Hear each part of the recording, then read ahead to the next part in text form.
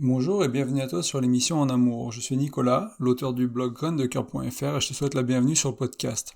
Alors cette semaine, j'aimerais partager avec toi 3 astuces, peut-être mes meilleures astuces, pour être plus heureux en couple. Et en fait, je voulais partager ces astuces parce que je me rends compte avec le temps qu'il y a des petites choses qui font vraiment la différence et qui impacte vraiment le niveau de bonheur, de joie, de gaieté, d'amour qu'on peut maintenir et qu'on a dans notre couple. Et c'est des choses qui sont pas toujours comprises, qui sont pas toujours évidentes, qui sont pas toujours bien faites, qui sont pas toujours bien intégrées. Et du coup, voilà, je voulais un peu les rappeler dans l'épisode d'aujourd'hui. Ça sera peut-être un épisode un peu plus court, du coup. Et comme il y a que 3 points, et voilà, on va je vais vous rediriger vers des ressources éventuellement pour approfondir un peu tout ça. Mais ces 3 points me paraissent très importants.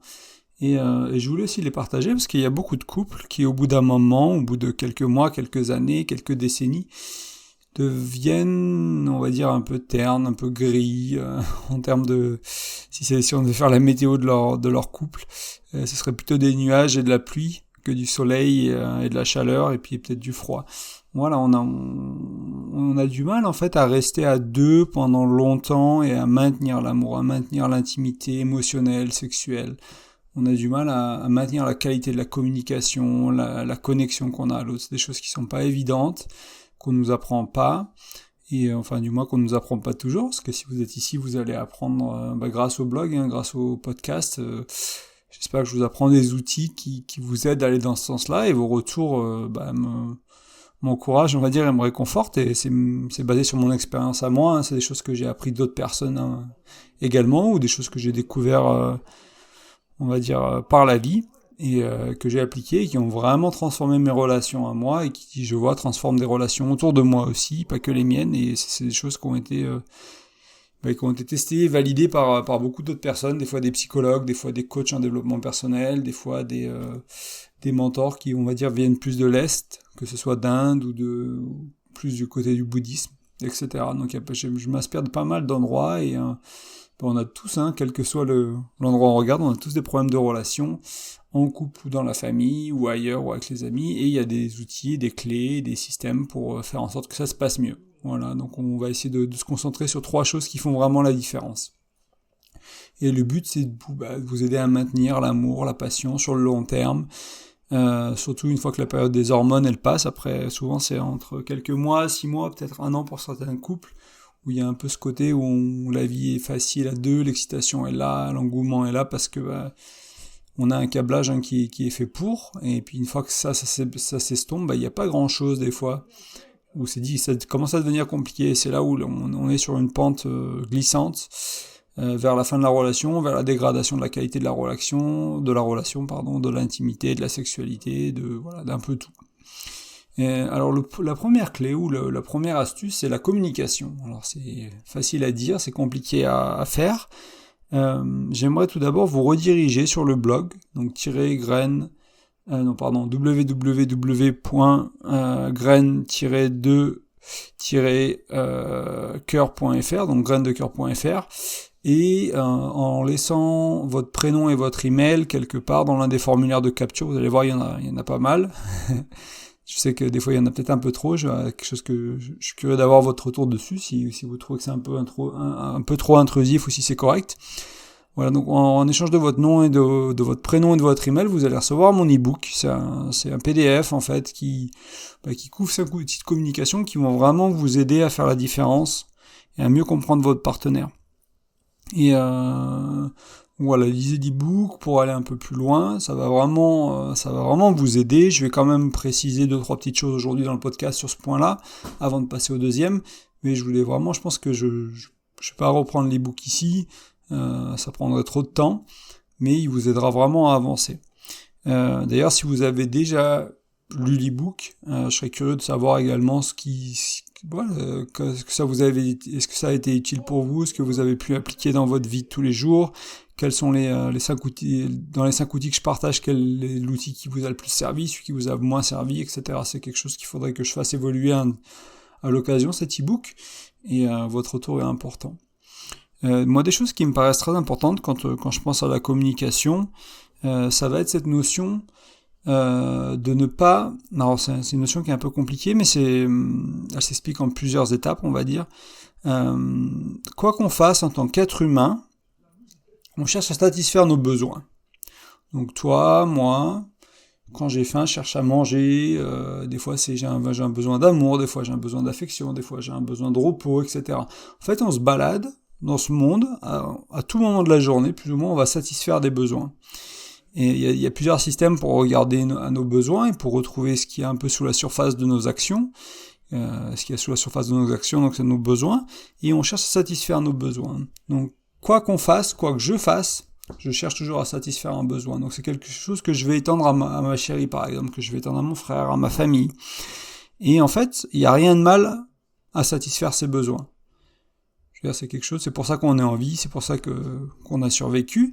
Et donc en soi, il y a rien de mal à ça. Donc c'est-à-dire que si par exemple, on me trompe, si par exemple on ment, si par exemple, voilà, ces choses-là qui peuvent paraître énormes et très difficiles, où il y a des choses bien plus petites, des petites choses qui sont cachées, des petites manipulations, des petits commentaires à la con, qui font mal, qui sont pas agréables, etc., etc. Mais quelle que soit l'action de notre partenaire, il ou elle cherchait à satisfaire un besoin.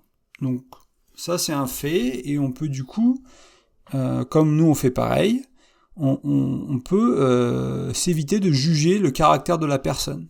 C'est-à-dire que je ne veux pas juger mon chéri, ma chérie, en tant que mauvaise personne s'il a cherché à satisfaire un besoin, même si l'action en elle peut sembler terrible, comme une tromperie, comme un mensonge, comme quelque chose de très important. Donc ça, c'est le premier niveau. Donc on ne juge jamais le caractère de la personne, parce que la personne cherche à satisfaire un besoin, tout comme nous. Le deuxième niveau, par contre, c'est qu'on peut chercher à juger, pas nécessairement à juger, mais on peut confronter l'action de la personne. C'est-à-dire que s'il y avait un besoin de connexion ou d'intimité et que j'ai plus ça dans ma relation et que mon partenaire il allait chercher ça à l'extérieur de la relation, ok, le fait qu'il ait satisfait un besoin est ok en soi, mais par contre, la tromperie, elle, en elle-même, l'action de tromper, de créer tout ça, n'est pas ok. C'est ça qu'on peut challenger, c'est ça qu'on peut discuter, c'est ça qu'on peut débattre. Pareil pour un petit mensonge ou un commentaire tout bête, quelle que soit l'action, c'est ça qu'on va débattre. Donc on va arrêter d'attaquer la personne, en fait. Ce que je veux essayer de vous expliquer, la finalité de ce concept à deux niveaux, c'est-à-dire que c'est toujours un besoin, on n'attaque jamais le caractère de la personne, et ensuite, derrière, par contre, on peut attaquer, éventuellement pas attaquer, mais on peut challenger l'action de la personne, le commentaire qu'elle a fait, etc. C'est là où la discussion doit être. Ça doit pas être t'es une mauvaise personne, t'es un con, t'es une connasse, t'es ci, t'es ça. Non, ça, là, on juge le caractère de la personne. C'est vraiment, ok, t'as fait une action, t'as dit ces mots-là, moi ça me fait me sentir mal quand tu dis ça, et on reste à ce niveau-là, on va pas plus loin. Et ça va vous permettre, si vous arrivez à prendre ce recul-là, cette maturité-là, de ne pas prendre les choses trop personnellement et d'arriver à ne pas juger l'autre pour qui ils sont vraiment, pour satisfaire leurs besoins, que vous arrivez à juste challenger et éventuellement confronter vraiment, parce que c'est pas ok de faire des choses comme ça. Je dis pas que c'est ok de faire des choses comme ça, je dis juste qu'il faut pas attaquer la personne. Sinon vous allez pas réussir à communiquer, vous allez braquer l'autre, et derrière vous allez pas réussir à avancer. Donc allez, comme on cherche tous à satisfaire nos besoins, ne jamais juger ça, parce qu'on le fait tous plus ou moins en fait. Il y a juste des plus ou moins bonnes manières de faire ça. Et rester à ce niveau-là. Donc ça c'est un des conseils de communication, c'est pas nécessairement pour comment mieux communiquer en soi, mais avoir cet état d'esprit va vous permettre de rester plus serein et de ne pas attaquer l'autre. Et si vous n'attaquez pas l'autre, vous allez voir, vos conversations se passeront beaucoup mieux. Donc ça, c'était le premier point sur la communication. Comme je disais, il y a plein d'autres outils sur le blog et surtout dans mon e-book qui s'appelle 5 outils pour mettre fin aux disputes et enfin bien communiquer dans votre couple. Et vous le trouverez sur le site graindecoeur.fr. Ensuite, le deuxième conseil, c'est un petit rappel, c'est que vous n'êtes pas le centre du monde. Je ne suis pas le centre du monde. C'est-à-dire que tout n'est pas en rapport à moi, à qui je suis, à ce que je fais, à ce que je pense. Et du coup, ça peut être intéressant de lâcher un peu prise et de pas tout prendre personnellement. Donc là, dans le premier conseil, on essayait de pas attaquer l'autre, et là, on va essayer de pas se sentir attaqué nous, en fait. Parce que souvent, on s'imagine des choses qui sont pas vraiment vraies. C'est un peu le deuxième point que je voulais mettre dans C'était le deuxième point du deuxième point, on va dire, après le lâcher prise et ne pas tout prendre personnellement, c'est comprendre qu'en fait, quand on est dans notre tête, qu'on s'imagine ce qui se passe dans la vie de notre partenaire, qu'on s'imagine des choses comme ça, on crée des histoires incomplètes, en fait. On n'a pas la version de notre partenaire, on n'a pas ce qui se passait pour eux, on connaît pas leur monde émotionnel, on connaît pas tout ça. Et du coup, on va créer une histoire, on va créer une justification, on va se créer une explication, mais qui est une histoire incomplète. Et l'idée ici, c'est d'arriver à créer des histoires complètes. Et la manière de créer des histoires complètes, c'est de rentrer en communication avec l'autre, et c'est lui demander, ok, c'était comment pour toi? Qu'est-ce qui se passait dans ta vie à ce moment-là? Qu'est-ce qui se passait niveau émotionnellement? Et là, quand on fait ça, on commence à comprendre que notre partenaire, il voulait pas dire ça, ou elle voulait pas dire ça, qu'en fait, ils étaient stressés, ou qu'ils avaient peur, ou qu'il y avait quelque chose qui ont fait que peut-être leur communication était pas terrible, ou la tonalité était pas terrible, ou le timing était pas terrible, etc., etc. Et là, on commence à comprendre les choses dans le monde de l'autre, en fait. Et du coup, on crée cette notion d'histoire complète.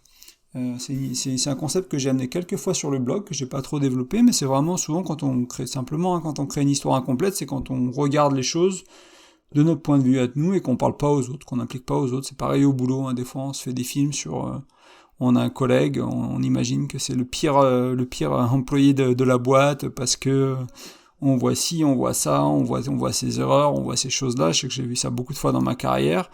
Et en fait, on se rend compte que quand on parle à la personne, elle veut bien faire, mais elle a besoin de training, elle a besoin de coaching, elle a besoin d'apprendre les nouvelles, elle est un peu blasée, ça fait 10 ans qu'elle est dans la même boîte, etc., etc. Et on commence à avoir un peu plus d'empathie aussi. Moi, je me rends compte que quand je crée des histoires complètes, que ce soit dans ma carrière en assistance clientèle, quand je parlais à des clients et que je devais les aider, que quand je comprends la personne d'où elle vient, ce qui s'est passé pour elle, j'avais beaucoup plus d'empathie et je me suis rendu compte que c'est exactement pareil dans mes relations avec mes proches. Quand je comprends la vie de l'autre ou ce qui se passe dans leur vie, c'est beaucoup plus facile d'être empathique et donc d'éviter que les émotions se tendent et que l'atmosphère se tende et de rester vraiment dans quelque chose de plus fluide, de plus accueillant, de plus agréable, de plus bienveillant. Et en fait aussi, donc je voulais rajouter encore un dernier point sur vous n'êtes pas le centre du monde, sur cette partie-là. C'est quand on se concentre sur ce qui nous manque dans une relation, par exemple, on va tendance à créer un peu une sorte quand on cherche, on trouve en fait. C'est-à-dire que si on commence à vraiment à se concentrer sur ce qui nous manque, on va peut-être tendance à oublier ce qui nous va en fait aussi. Ça, je l'ai vu dans quelques-unes de mes relations précédentes, que ce soit ma partenaire ou moi, on est tous les deux, ça nous est arrivé, ça m'est arrivé, ça arrivait à de mes ex de faire cette erreur-là, entre guillemets, et se dire, il me manque ci, il me manque ça, même, je le fais encore aujourd'hui sur certaines journées, où j'ai mes besoins qui n'ont pas été satisfaits, j'avais besoin de plus de temps, à deux, de parler, de câlin, de quelque chose, et je me rends compte que quand ça arrive le soir et que je suis un peu pas grognon, mais voilà, je suis là à me demander est-ce qu'on peut passer du temps ensemble. Des fois je suis un peu chamboulé émotionnellement, peut-être la journée n'était pas facile aussi, etc. Je me rends compte qu'en fait, je suis très égoïste dans ces moments-là. Je pense pas à ma chérie, je pense pas à ce qui s'est passé pour elle dans sa journée, je pense pas à pourquoi elle a pas été disponible pour moi, quelles sont les pensées qui l'habitent, quelles sont les priorités de sa vie, etc. Et du coup, là encore, ça peut retoucher un peu aux histoires incomplètes versus à l'opposé des histoires complètes, mais c'est cette idée de aussi prendre le temps des fois de regarder et de voir ce qui va bien en fait, tout simplement, et pas de faire une montagne de juste ce qui va pas. Et parce que tout ce que fait notre partenaire, ce n'est pas envers nous en fait. Ce n'est pas pour nous faire sentir, pas pour qu'on se sente mal ou qu'on se sente mal aimé, etc. Donc encore une fois, on n'est pas le centre du monde. Donc ça, c'était le deuxième point. Et enfin, le troisième point que je voulais aborder aujourd'hui, c'est cette notion que aimer, c'est donner. Et ça veut donc dire pour moi, aimer, c'est donner sans attendre en retour. Il n'y a pas de manipulation, il n'y a pas de conséquences, il n'y a pas de quoi que ce soit. C'est-à-dire qu'on donne, je donne en amour, et j'ai la croyance que ça me reviendra de manière multipliée. Que ce soit dans cette relation, dans celle d'après, dans quelque chose d'autre dans ma vie, je sais pas. Mais j'ai la croyance que ça me reviendra multiplié. Et probablement, si je donne dans cette relation-là, ça me reviendra dans cette relation-là, bien sûr. Mais il y a aussi ce côté où si ça ne vient pas ici, ça reviendra ailleurs. Et je trouve que c'est important de se rappeler de ça, que c'est pas, il y a pas de condition au choix d'aimer. En fait, c'est un choix qu'on fait. C'est une décision qu'on prend. C'est quelque chose qu'on peut faire. J'aime beaucoup aussi cette idée que aimer, c'est de l'attention. Et ça va aller très bien avec le point d'après, qui est en fait au-delà de donner sans attendre en retour, c'est se rendre compte qu'en fait, que aimer, c'est un verbe d'action. Aimer, c'est un verbe. Et un verbe d'action. Et en fait, quand on fait les actions de l'amour, on va dire, on va créer le sentiment. Donc si vous prenez l'exemple typique, c'est un début de relation. Vous rencontrez quelqu'un, qu'est-ce qui se passe? Vous êtes curieux, vous avez des attentions envers cette personne, vous faites des efforts pour vous voir, vous faites beau, belle, etc., etc. Il y a beaucoup de choses qui se passent, qui va créer ce sentiment d'amour. Au-delà de la chimie, au-delà des choses qui nous dépassent, mais il y a aussi ce côté de, oui, je vais apprendre à découvrir la personne, je suis curieux de qui elle est, de ce qu'elle fait de ses journées, je m'interroge, il y a cette curiosité, cette envie, cet enthousiasme. C'est ça qu'on perd, en fait, avec le temps, et c'est quelque chose qui se cultive, ça. Si vous croisez des couples qui sont heureux après des années, si vous écoutez les plus grands psychologues là-dessus, ou les coachs qui parlent vraiment du couple, qui ont vraiment travaillé des années et des années dessus, en fait, ils se rendent compte que même après 40 ans de vie commune, il y a toujours des choses qu'on découvre vis-à-vis de notre partenaire. Il y a toujours des choses qui sont nouvelles. En 40 ans, il s'en passe des choses. En un an, il s'en passe des choses. En 6 mois, il s'en passe des choses. On n'est plus la même personne. On change si vous travaillez sur vous-même, que vous êtes dans le développement personnel, dans la spiritualité, même que ce soit simplement au boulot, dans votre carrière, avec vos expériences. Vous changez, vous évoluez, vous grandissez. Vous n'êtes plus la même personne que vous étiez dans le passé. Et du coup, même si votre partenaire vous connaît, il y a encore des choses à découvrir. C'est pareil pour vous. Et du coup, voilà, donc comprendre que aimer, c'est avant tout faire les actions d'aimer. Moi, je prends souvent cet exemple-là. En fait, je me rends compte que quand je me sens pas trop amoureux, que, je sais pas, ça fait peut-être 1 ou 2 jours que, je sais pas, l'amour, il est pas trop là, quoi. Les papillons, ils sont plus trop là. Ça peut faire dans ma relation actuelle. On est à quoi? On est à 7-8 mois de vie ensemble. C'est pour être dans la relation avec mon ex-femme après presque 5 ans. Des fois, l'amour est pas trop là. Et en fait, l'amour revient au galop si je fais des efforts, simplement. Si je fais des actions d'amour, si je fais une attention, si je cuisine un repas, si, je sais pas, je fais des choses qui sont appréciées par ma chérie, tout simplement. Et je me rends compte que ça marche à quasiment à tous les coups, en fait. Alors des fois, il faut faire quelques actions, des fois, il faut en faire 1 ou 2, des fois, il faut en faire 10, des fois, il faut faire plein de petites choses, ça dépend un peu des jours. Et voilà, se rendre compte que vraiment, on peut créer de l'amour, en fait. Et l'amour, il est toujours là. Moi, comme une autre croyance que je voulais partager avec vous, c'est que l'amour, il est toujours là. Des fois, il y a de la colère, des fois, il y a de l'anxiété, des fois, il y a du stress, des fois, il y a de la fatigue par-dessus, mais ça veut pas dire qu'il est pas là, en fait. Ça veut juste dire qu'il y a une couche par-dessus, ou 2 couches par-dessus, ou quelque chose d'autre qui prend le dessus sur comment vous vous sentez, mais vous avez jamais perdu votre amour, en fait. Et une des manières de raviver la flamme, et ça vous le trouverez, vous l'avez sûrement déjà entendu, c'est de faire des efforts. Ça se travaille, une relation. L'amour, ça, pour se maintenir, ça se travaille. Et c'est notamment faire des actions d'amour, et ça peut être une petite intention, ramener quelque chose des courses, prendre du temps ensemble, faire un effort pour l'autre, nettoyer, ranger, cuisiner, faire couler un bain, faire un massage, voilà, j'en sais rien. Donner. On revient à donner sans attendre en retour. Attendez pas que l'autre vous aime en retour, attendez à éventuellement vous sentir amoureux. Ça, c'est peut-être quelque chose que vous pouvez attendre. Et enfin, le dernier point que je voulais dans cette partie qui est aimer, c'est donner, c'est l'importance de donner tous les jours et plusieurs fois par jour. Donc ça se relie un peu, c'est donner sans attendre en retour. Aimer, c'est un verbe d'action, donc faire des actions d'amour pour rester en amour, et donner plusieurs fois par jour, tous les jours. Trouvez des petites choses que vous pouvez faire tous les jours pour votre chérie, pour votre amoureux, votre amoureuse, votre mari, votre femme, vos enfants, voilà, tous les gens importants de votre vie avec qui vous voulez créer cette relation d'amour et de confiance. Tous les jours, faites quelque chose, un petit geste, plusieurs fois par jour si vous pouvez. Il y a des jours sans, il y aura bien sûr des jours sans, mais je vais amener un autre concept, en fait, à ce stade-là, pour essayer d'essayer d'imager un peu cette idée de donner tous les jours. En fait, à chaque fois qu'on peut voir une relation avec un compte bancaire émotionnel, emotional bank account, ils appellent ça en anglais. Et donc à chaque fois que je fais une attention, je fais un dépôt d'argent en cash, par exemple. Je sais pas, je dépose 20 balles, j'ai fait le repas, j'ai nettoyé la table. On peut imaginer que j'ai posé 20 balles dans le compte de la relation, dans le compte bancaire émotionnel de la relation. Et puis après, je sais pas, on fait l'amour toute la nuit, il se passe un truc de fou, bam, 100 balles, et puis le lendemain, je redépense 10 balles, et puis machin, et puis là, je fais un commentaire à la con, bam, 50 balles, ou 200 balles. En fait, ça ressort beaucoup plus vite que ça rentre dans le compte bancaire émotionnel, c'est-à-dire qu'il faut faire plein de petits efforts, il faut faire plein de petits dépôts, Il faut faire rentrer du cash émotionnel beaucoup plus souvent que quand on reprend. Et ça nous permet en fait ce compte bancaire émotionnel de faire des erreurs aussi de temps en temps. C'est-à-dire que quand on est en négatif, eh ben on a la fin de la relation souvent. C'est là que ça énerve, c'est là que ça clash, c'est là que ça se sépare, c'est là que ça gueule, c'est là que ça... Ou si ça n'en est pas encore là, c'est là que vous enlevez des milliers d'euros du compte et de ce compte bancaire émotionnel.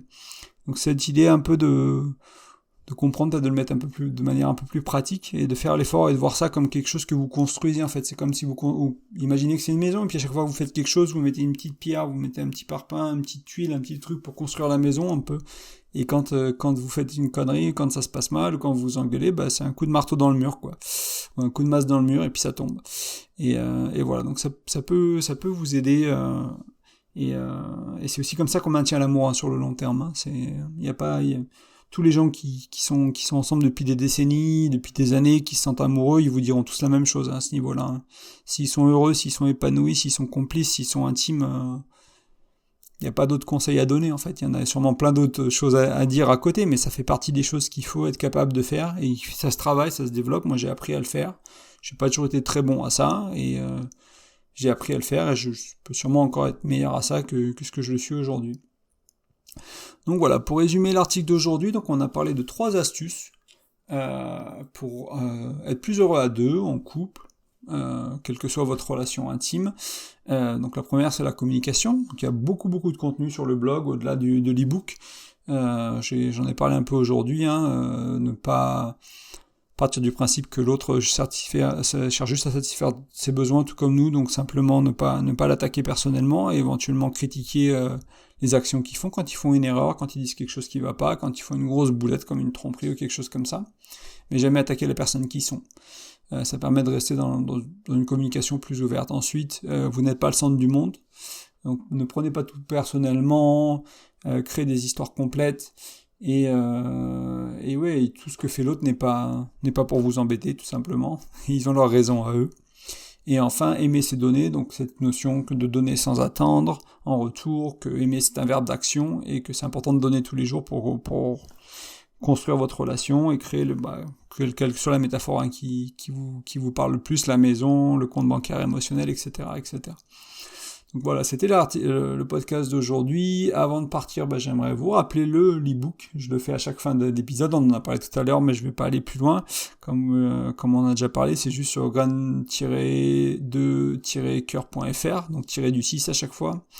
Pour le blog, vous pouvez remettre à votre prénom et votre nom, votre email, dessus. Et enfin, j'aimerais vous inviter que vous voyez ce podcast sur le blog, sur iTunes, sur Spotify, peu importe. N'hésitez pas à laisser un petit commentaire, des étoiles dessus. Je sais que des fois c'est un peu caché, c'est pas toujours facile à trouver selon la plateforme, ils ont pas mis ça très accessible, mais en fait moi ça me permettra vraiment au blog de se faire connaître, à des gens de me découvrir, et voilà, je reviens je fais du contenu de manière plus régulière depuis quelques semaines, je veux vraiment m'y remettre sérieusement, faire passer le blog à un autre niveau. Et plus j'atteins, plus il y a de personnes qui écoutent, plus ça motive tout simplement. Hein. C'est quelque chose mon message est important. Il a changé ma vie, il a changé mes relations. Je sais qu'il a changé la vie et les relations d'autres personnes aussi, que ça a touché directement. Et il y a encore quelques personnes qui ont découvert le blog récemment, qui m'ont confirmé que c'était très important ce message-là. Et ces messages-là, il y en a plein. Donc voilà, j'aimerais juste que ça touche le plus de monde possible, donc n'hésitez pas à m'aider, c'est simplement parler autour de vous, mettant 5 étoiles, 4 étoiles, 1 étoile, un commentaire, ce qui vous paraît juste, et voilà, écoutez, je vous souhaite une très bonne soirée, je te souhaite une très bonne soirée, une très bonne journée, un très bon week-end, une très bonne vacances selon quand tu m'écoutes, et je te dis à bientôt. Salut.